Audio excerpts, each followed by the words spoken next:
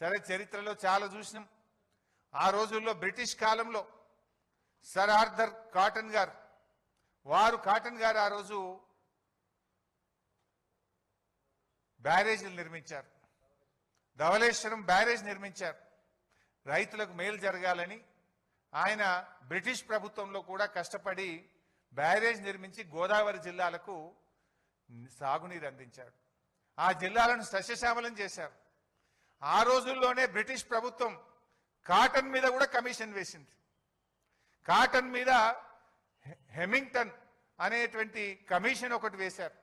ఆ కమిషన్ 900 ప్రశ్నలు అడిగింది. ఏది బ్యారేజీ కట్టి నీళ్లు ఇచ్చినటువంటి కాటన్ గారిని 900 ప్రశ్నలు అడిగి చాలా కాలం వేధించింది. కానీ ఏం జరిగింది లాస్ట్కు?